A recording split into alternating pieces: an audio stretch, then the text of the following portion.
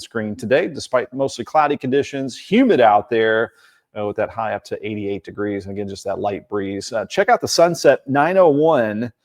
We're getting pretty close. We'll be having before 9 p.m. sunsets later on this week, which is kind of a bummer. Our days are getting a little shorter and shorter. Our sunrises are getting a little bit later in the morning, you may notice, and our sunsets just a wee bit earlier as well.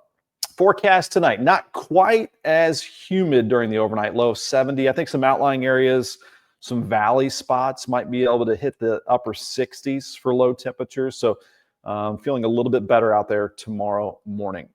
And speaking of feeling better, again, a little bit lower humidity. We're looking at upper 80s for our Tuesday, July 22nd. Here's your forecast for tomorrow. Around 70 out the door, 84 at noon, and upper 80s for tomorrow afternoon. Normal high is 89, so kind of right on target as far as temperatures tomorrow. Normal low 71, and our sun up now at 6:37 and setting at 9:01. So the 7-day forecast, we've got 95 back-to-back for Wednesday and Thursday with a heat index around 100 to 105. Warm nighttime temperatures. And again, I was communicating with the National Weather Service in Louisville, the official climate site there at Standerford Field or Muhammad Ali International Airport. And my question was, are we near record territory as far as mugginess? And one way to judge that is the nighttime temperatures. If you have high dew points, a high level of moisture in the air, your nighttime temperatures can't drop off below the dew point. So you're looking at lows in the 70s. So since June 13th, I think we've only had one day at 68 for a low temperature, otherwise all 70s. So we're looking at the longest stretch of the warmest nighttime temperatures. So we're right around the muggiest summer on record. So kind of interesting stat there. And then 94 on Friday with just an isolated pop-up shower. A thunderstorm, looks mostly dry. And then it looks like the highest chance of some scattered showers and thunderstorms could be Saturday, and then a few pop-ups here and there for Sunday and into Monday as we get kind of back into that muggier pattern. But a lot of 90s on the way. Really no significant relief except the humidity drops off just a touch for tomorrow. And we've got Kimberly Bishop. I just sent you time-lapse photos from Thursday's flash flood from my camera. Thank you, Kimberly. I'd like to check that out. I will soon.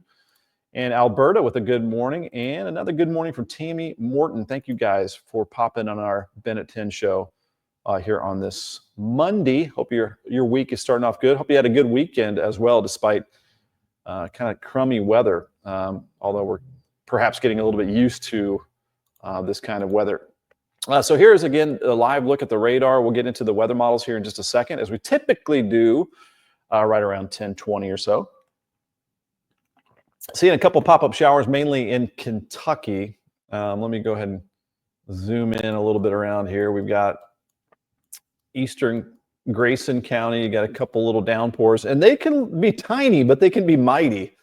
They can put down some brief, heavy rainfall. So just north and south of Clarkson, Kentucky, you've got some rain there, and there Bonneville and Hart County, Kentucky, you've got a couple showers. I know we've had viewers pop in our comments from LaRue County, just east of LaRue County. You've got a little shower there near Raywick in western Marion County, Kentucky. A couple little showers on the Greene and Taylor County line, just southeast of Greensburg. A couple little tiny showers northeast of Campbellsville. Sprinkle east of Lebanon, Kentucky. Looks like a sprinkle trying to get going here east of Lebanon Junction in eastern Bullitt County. So most of these little tiny showers are popping up generally here in Kentucky. Not much happening in southern Indiana other than a little bit of a spritz here in Madison with that heavier downpour starting to move to the east of Brooksburg, Indiana. So most of southern Indiana is dry. Then you got some showers up towards Columbus. And we got Dennis Gregory from Bedford present and accounted for. Thank you. We're taking attendance this morning. Thanks for popping in.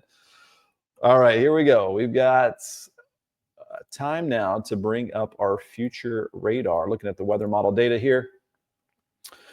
If you're a regular viewer, you know we typically start off with the high-resolution rapid refresh weather model, and it's looking like it's picking up very well on the active weather out to our west. Pretty quiet around here, and let's see how this looks as we head into the rest of today. And looking ahead. So this is at 2 p.m. today. Starting to see a couple of those pop-ups as we get the sun to come out, maybe some areas as we warm up, the air becomes a little bit unstable. And you know the drill. Some of these cumulus clouds start to grow big enough that we get some of these downpours. Misty Frank, sun is out in Shively. We've got some peaks of sunshine coming out here this morning. Thanks for the sun report there. Good to see it. And then later on this afternoon, notice not a washout, by the way, today. And the latest trend here with this weather model has been a little better chance here over Kentucky of some of these showers and thunderstorms. So this here is at 4 p.m. today. As we head into 5 o'clock and 6 o'clock. So it looks like a little better chance late afternoon of some of these scattered showers and thunderstorms crossing the area. And if this trend continues, you know, south of the Western Kentucky Parkway or along and south of the Western Kentucky Parkway, maybe potential some heavier thunderstorms that direction. Here's 7 p.m.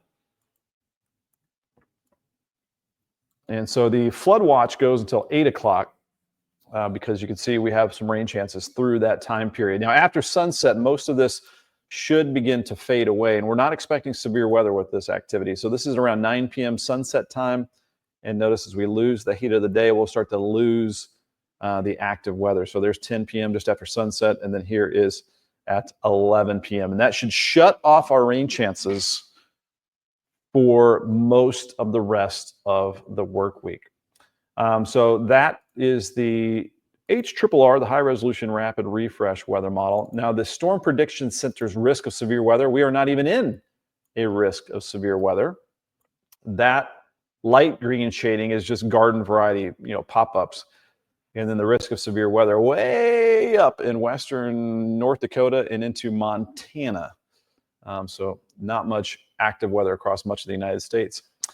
It's hazy in Salem, Indiana. Thank you, Vicki Berger. Love what we call the ground truth, what's happening in your backyard as we can kind of compare it to the live radar and satellite as well.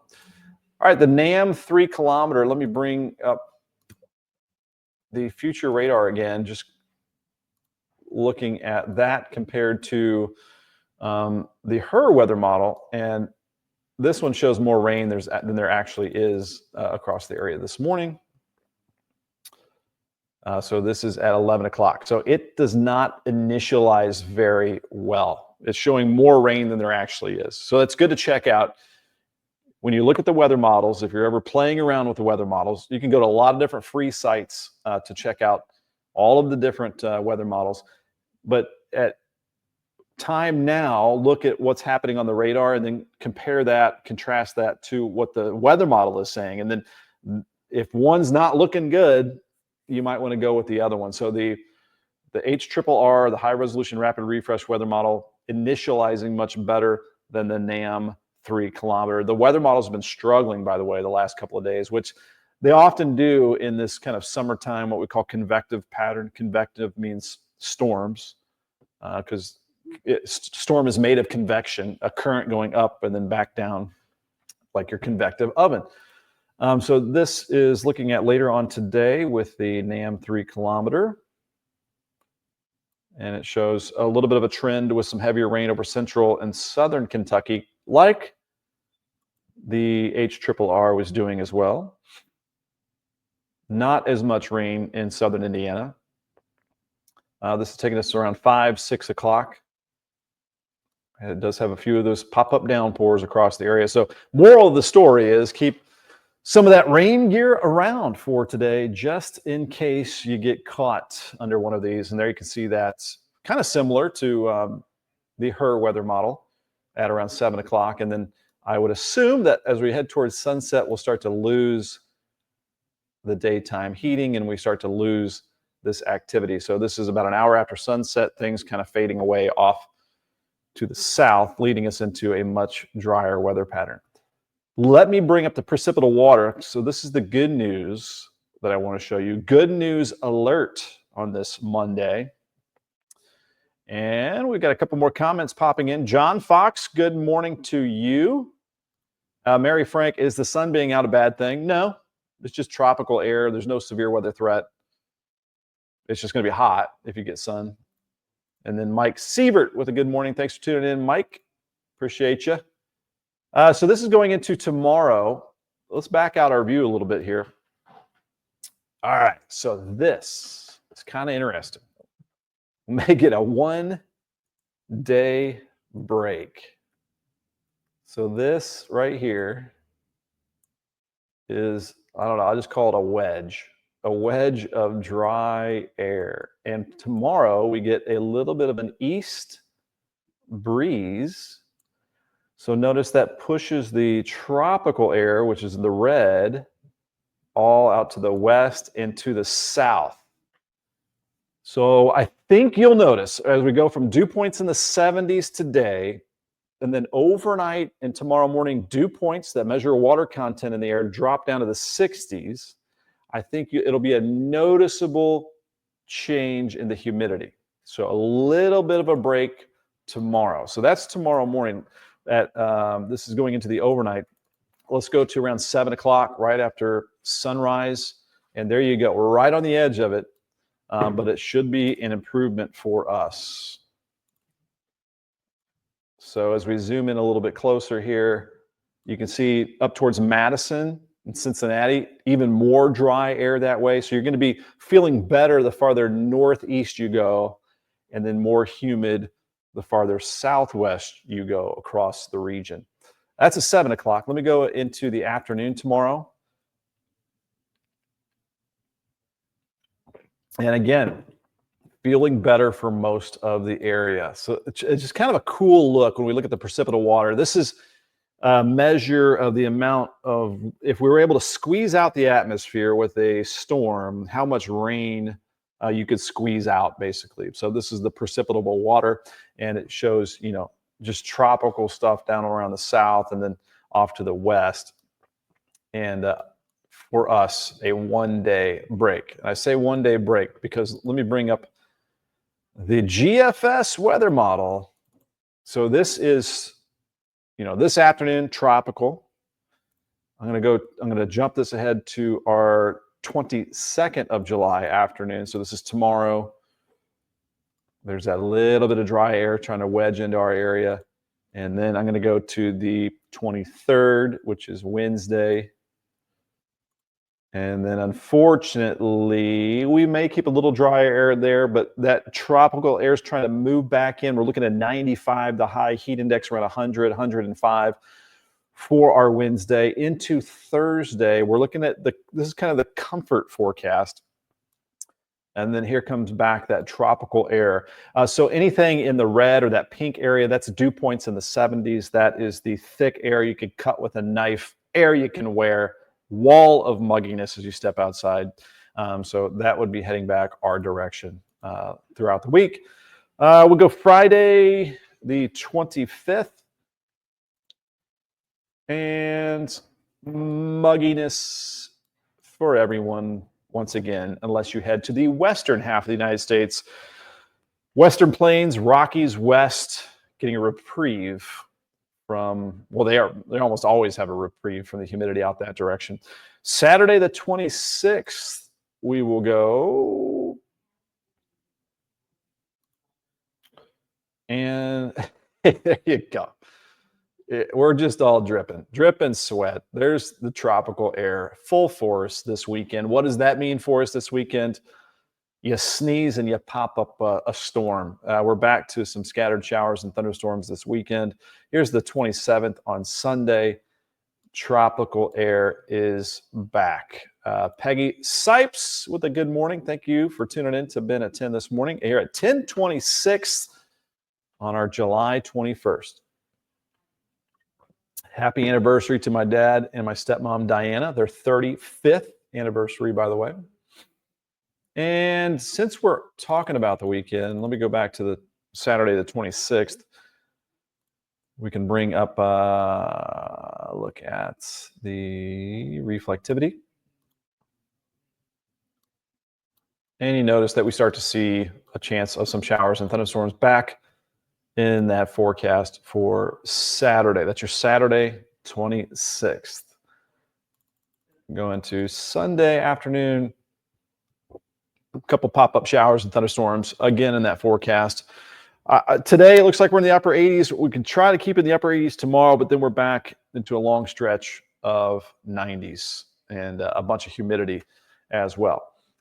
All right, so that is that. Let me show you as well the Climate Prediction Center's kind of a little bit longer range outlook as far as the temperature trend. And what do you guess, friends, the temperature trend is for the 6 to 10 day outlook? So this would be taking us past the 7-day forecast. So looking into the following week. And if you guessed warmer than normal temperatures, you are correct. Big ridge of high pressure over much of the United States. So anything in the orange and then kind of towards the reddish color, that means above normal temperatures of I always get it wrong. Above normal chances of above average temperatures. And then the blue indicates a better chance of cooler than normal temperatures. Got to go out to California, Nevada, Oregon, Washington State to get some of that. 6 to 10 day outlook. Now you can go